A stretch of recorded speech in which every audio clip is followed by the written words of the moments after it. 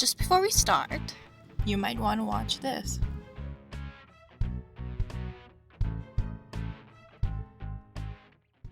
You might be interested to know that we got an update, and by we, I mean me. And, well, you. Hee. Hey, I'm trying my best. The bow. You are confused and undeniably shaken by what was supposedly a warning, but in truth was so clearly a threat. You watch me, this strange woman, this supposed good Samaritan who only cared for your well-being. You watch her walk away, the sound of her heels filling up the quiet of the empty streets. For some reason, the moment she's turned into a speck, the moment she is less than a speck, everything begins to play as if it was on pause. Whoever was watching this molding city, if there was one, was watching you, watching her as she gave you that monologue. The street you're on comes to life, cars begin to pass, people are suddenly coming in and out of buildings, and lights are now visible on the facades. An invisible string forms in your stomach, and she's yanking you towards her. The next thing you know, you're running after her. After all, you had no idea where you were going in the first place. Might as well follow someone who's struck with purpose. Once she's within view again, you spectate how the city treats her. It's apparent how people recognized her, judging by how they either walked faster or stopped altogether, or how they spoke softer, or cut their conversations short to give her a nod in regard. She ends up making a turn at a dodgy alleyway. You clutch your fists in agitation as you will yourself to continue your pursuit. You can't possibly stop following her now, can you? She enters a warehouse guarded by 2 armed men. Fear dictates that you should run the other way, but another voice in your head screams you must see this through. In a split decision, just as the guards are about to turn your way, you run to the side of the building. There, you see a small opening by your feet. It's a rectangular window that gave view to what you figured was a basement. An office basement.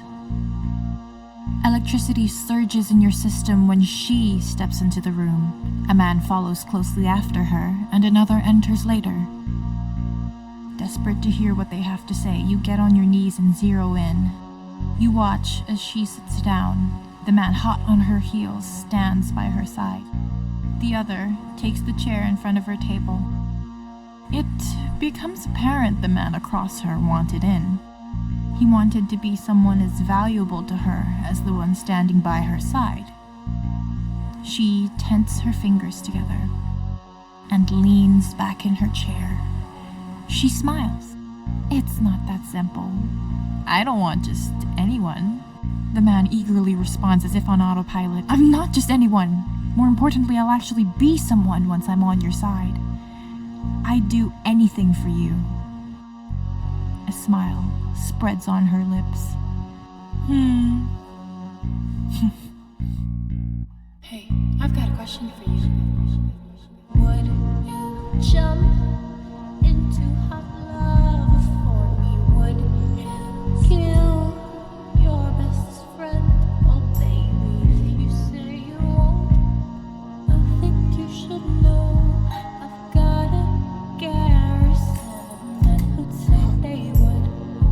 Would you leave your mother and brother for me?